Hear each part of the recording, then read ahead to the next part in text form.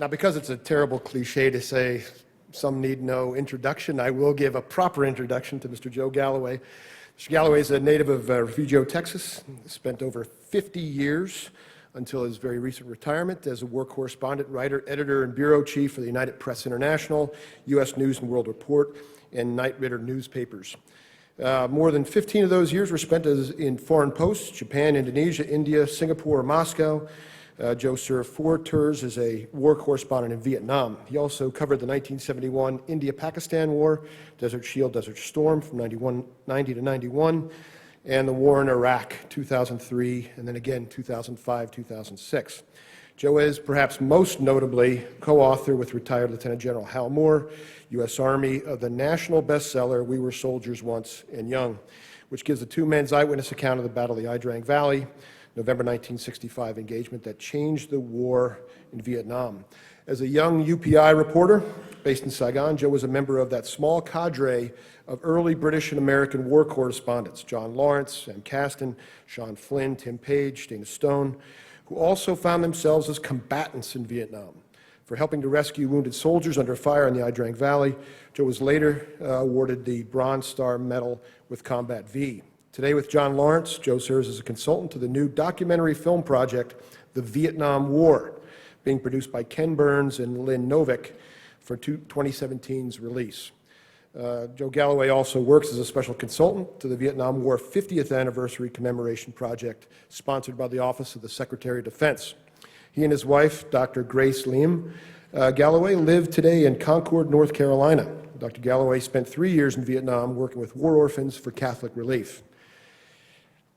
Among Joe's many awards, in 2005 he received the John Reagan McCrary Award from the Congressional Medal of Honor Society, and on Veterans Day 2011 received the Legacy of Service Award from the Vietnam Veterans Memorial Fund. Ladies and gentlemen, Mr. Joe Galloway.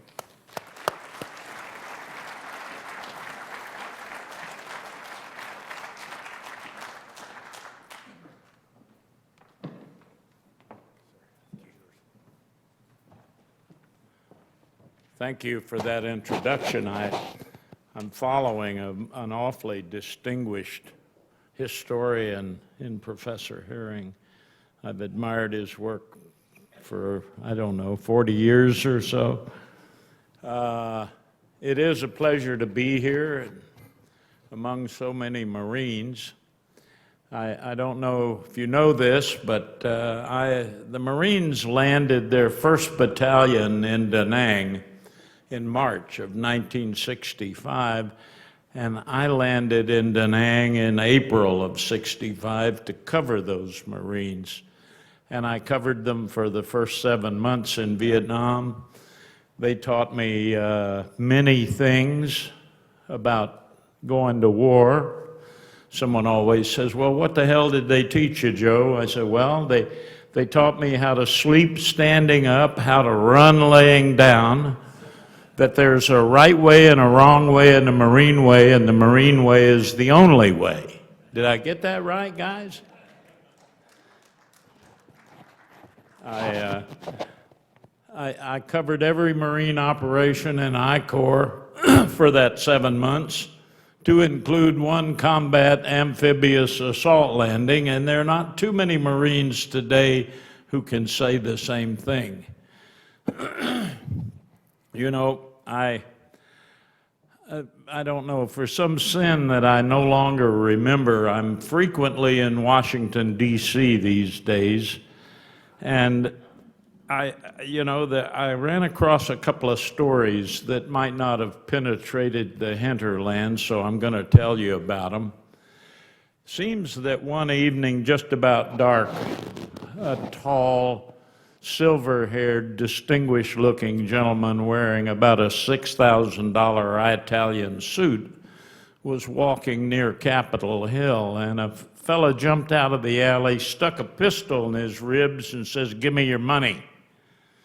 The guy got all indignant. He drew himself up. He said, "You can't do that to me. I'm a congressman." And the guy with the pistol says, "Okay, in that case, give me my money." The The other story was a very rare 9-0 Supreme Court decision. This was before Scalia happily died. That just doesn't happen, 9-0. But this is how they voted to deny Washington, D.C. the right to have a nativity scene at Christmas.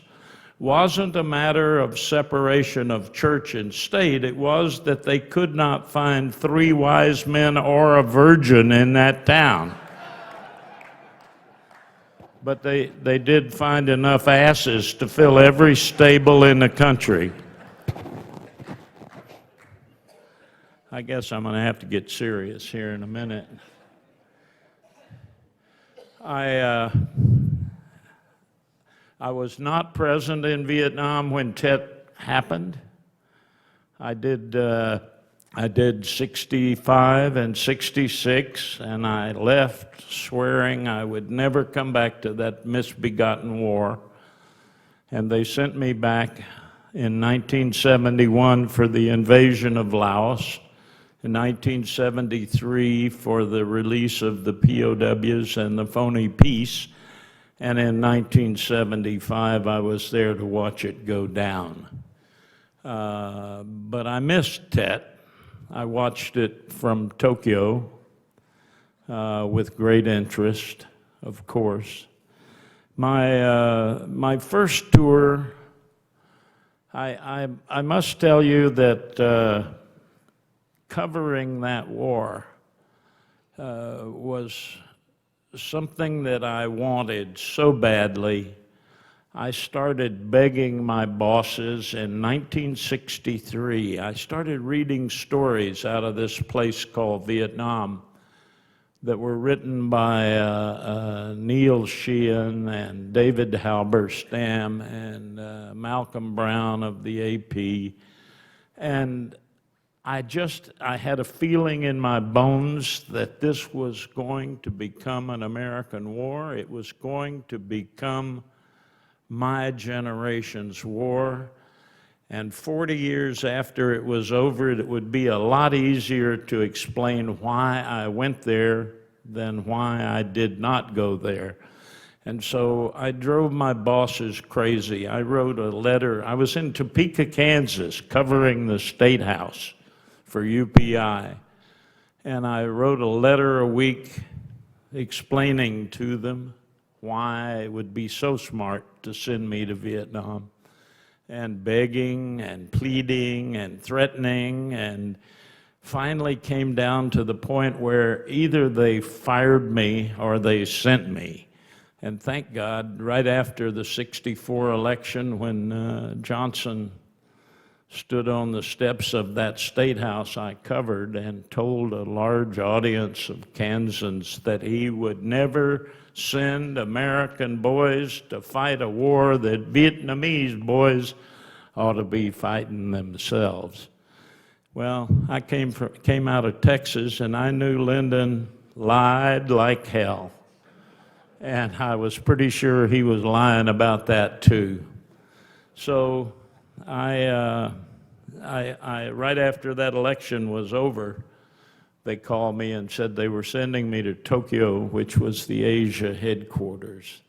And that got me almost to Vietnam. And I got there and I said, I want to go to Saigon. And the boss said, I just sent a second American to Saigon. We're never going to need more than that. And I just nodded and bided my time. And in March, there went that 1st Battalion of 9th Marines landing in Da Nang. And about 3 weeks later, I was on my way. And I did those 7 months covering the Marines, and boy, I heard about this new experimental air mobile division that was arriving, Army, 1st Cavalry Division, 435 helicopters in their TO&E. And I said, I'm tired of walking to work with these Marines. I've worn out 2 pair of boondockers and a whole lot of sets of fatigues, and I've got the crotch rot and the pit rot and the foot rot and every other kind of rot. I'd like to ride to work. And so I went up to the Central Highlands and started a whole different adventure.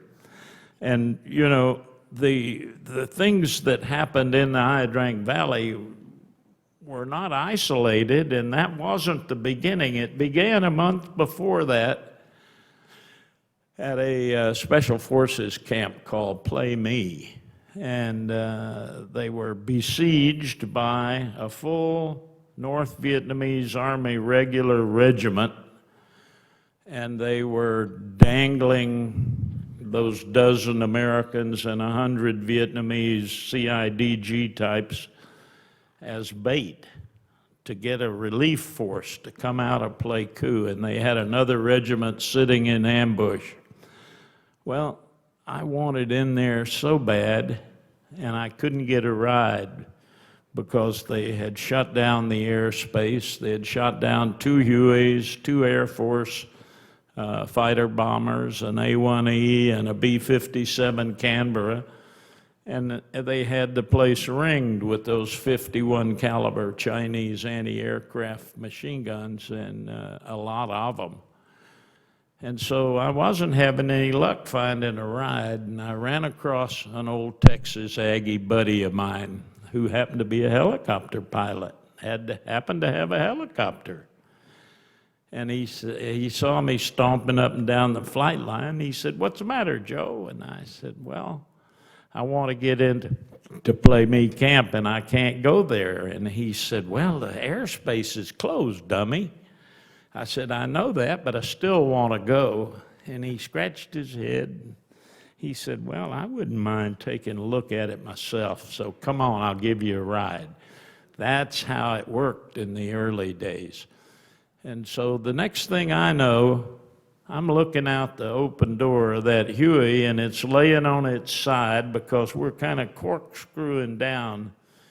And I shot a picture out of that door, and there's that camp, triangular, barbed wire, and a lot of puffs of smoke where the mortar rounds that are landing are exploding inside that wire where we're going.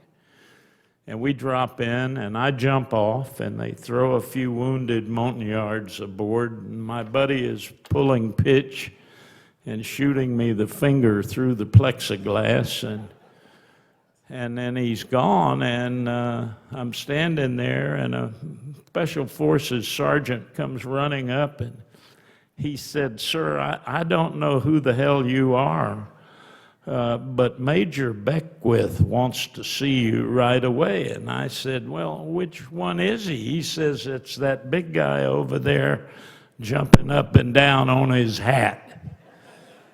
Not a good sign. And I went over and I presented myself, not quickly, but I did. And Sergeant Charlie Beckwith says, "Who the hell are you?" And I said, "Well, I'm a reporter." He said, "You know," he said, "I need everything in the damn world." He said, "I need medevac, I need food, I need ammo, I need everything. And I'd love to have a box of cigars and a bottle of Jim Beam. And what has the Army and its wisdom sent me but a goddamn reporter?" He said, and I'm still kind of from one foot to the other, and he says, "I got news for you, son. I do not have a vacancy on staff for a reporter, but I desperately need a corner machine gunner, and you're it." Well, my ride's going over that mountain, and so Beckwith gave me 10 minutes of quick instruction on the care and feeding of the 30 caliber air-cooled machine gun, and how to clear a jam and how to load it. And then his instructions were fairly simple. He said, "You can shoot the little brown men outside the wire. Don't shoot the ones inside. They belong to me." And by the way, he said, you see that bunker down there? Yeah. He said, that's manned by Vietnamese. And I don't trust them as far as I can throw them. If they turn their gun around and start shooting this way, take them out. So I'm listening to the missions there, and I spent the next 2 days and 2 nights on that machine gun, kind of like a tree full of owls. I'm looking at everything. But that was the beginning of that campaign in the Ia Drang. And when I left there, finally our relief came in, and a cavalry unit brought a battalion in, and I was going to march off with them and circle the camp and pick up all of those machine guns, which we did. Some of them with the gunner leg chained to the tripod. I went to Charlie Beckwith and said my goodbyes, and he said, you did good on that machine gun, son. I noticed that you're not carrying a piece. And I said, sir, in spite of the use that you have made of me these last 2 days and nights, I'm technically speaking a civilian non-combatant. And Beckwith looked at me and he said, ain't no such thing in these mountains, son. Sergeant Major, get him a rifle and a bag of magazines. And I left that camp with an M16 on my shoulder and 20 loaded magazines and a lot of those little boxes to fill up those magazines when they got empty. And in spite of what Hollywood would tell you in that movie, the Sergeant Major did not have to give me an M16 because I brought my own. And I was asked by Al to tell you a little bit about what it was like covering that war. And there were 2 kinds of journalists, 2 kinds of people with press cards. There were those of us, about 20 in number at any given time, who saw it as their job to cover the fighting, to cover the soldiers and the Marines, to cover every operation. And at any given time, there were about 500 who had press passes, who spent their days and nights rather more comfortably in Saigon, covering the briefings and complaining that they were being lied to. And I didn't go to Saigon very often. When I did, I would listen to their complaints and advise them that they should come out where we were, because nobody lies to you within the sound of the guns. And that's the absolute truth. I never was lied to on the ground in a combat situation. Nobody's got time for that bullshit. That happens in the rear with the gear and the sergeant major and the beer. I was a lot more comfortable out with troops, as uncomfortable as it was sleeping on the ground and burning off leeches and all of that stuff. I was a lot more comfortable out there where life was a lot simpler, and so was death. And, you know, you would go on an operation and you might stay 3 hours or 3 days or 2 weeks, but you go out with a Marine company or an Army company, and sooner or later, while they're arguing about where we are, you get to sit down, and the GI or the Marine next to you says, who are you? Your uniform's a little bit different from mine. Well, I'm a reporter. And he'd look and he'd say, you mean you're a civilian? Yeah. And you're out here with me? Yeah. Damn, they must pay you a lot of money. Nah, I work for UPI, the cheapest outfit in the world. Ah, you'd say, then you're a crazy mother. And you know, nobody understands crazy like the infantry. Once he's got you in that pigeonhole, it's okay. And the guy next to him would say, who the hell is that? He'd say, it's some crazy reporter. And it was okay because by the next morning, they would be saying, it's our crazy reporter. And the longer you stayed, the better it got, and the tighter your relations got. And that's how the war was covered at the pointy end of things. How it was covered in Saigon, I can't tell you. I tried to avoid that.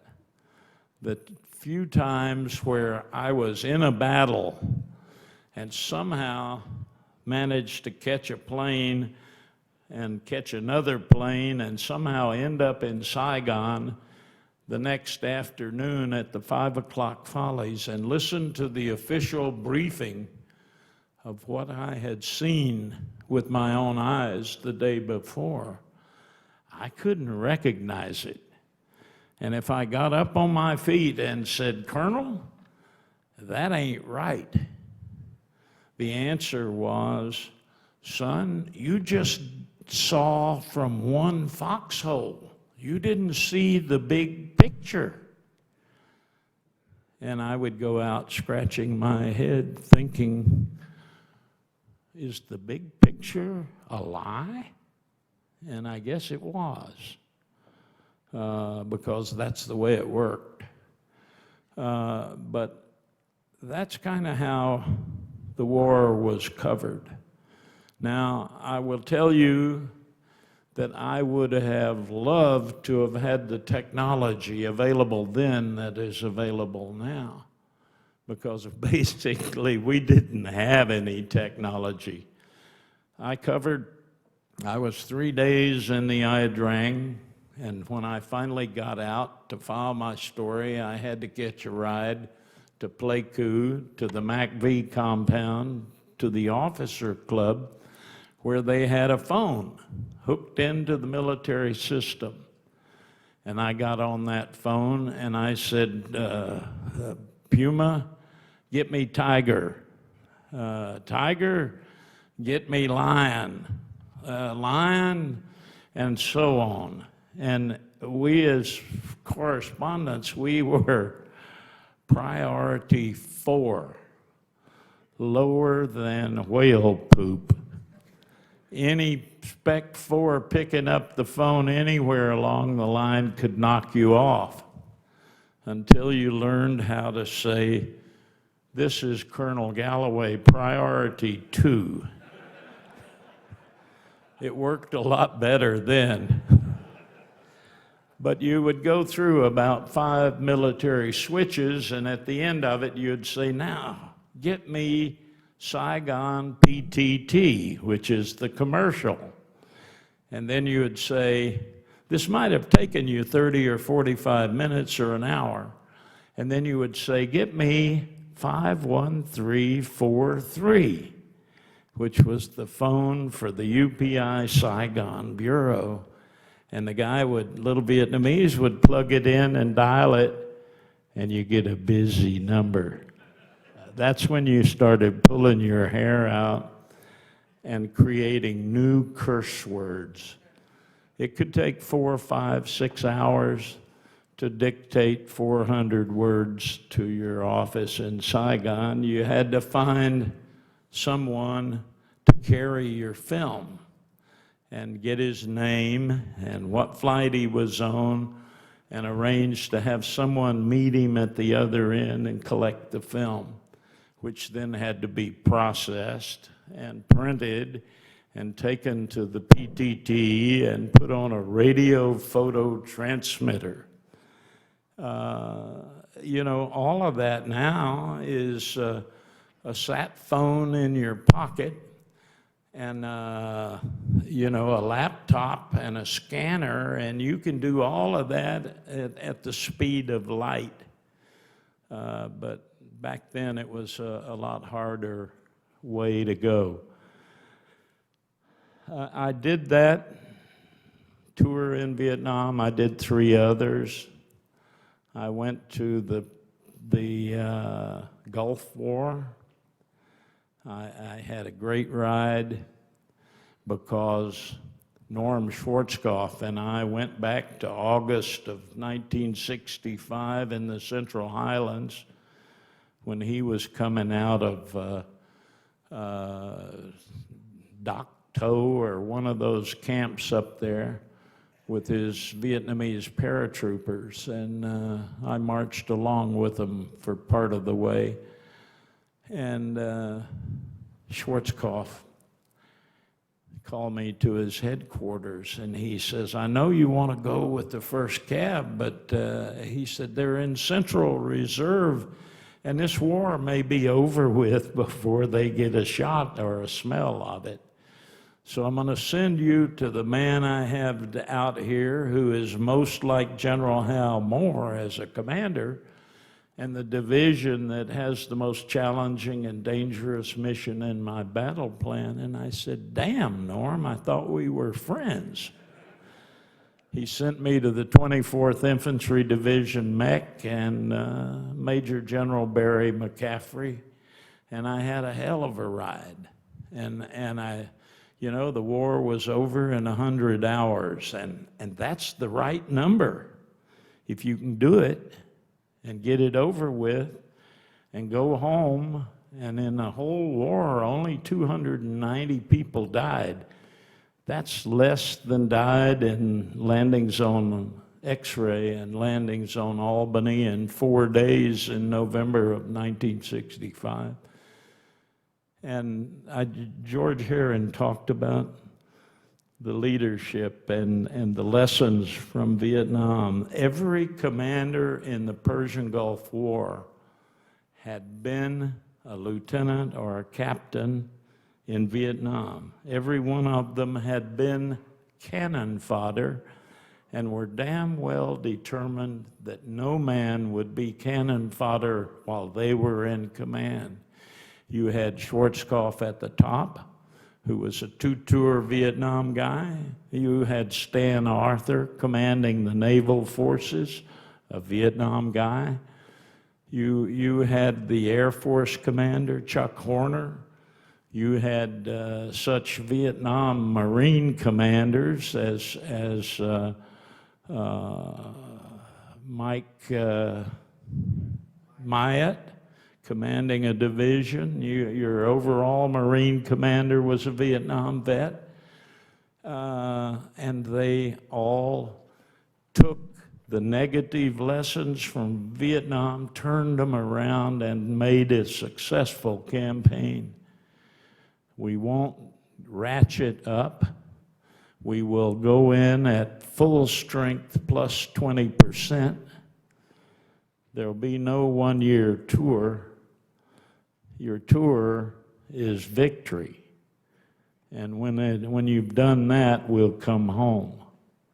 Over and over, the lessons from Vietnam were applied correctly. And then somehow we lost sight of that. And here we are, 10, 12 years in on Afghanistan and Iraq. We thought we were out, and it's coming back to bite us in the ass. Lessons learned and lessons not learned. So anyway, before I go any further down that road, I think I'll just quit and say thank you.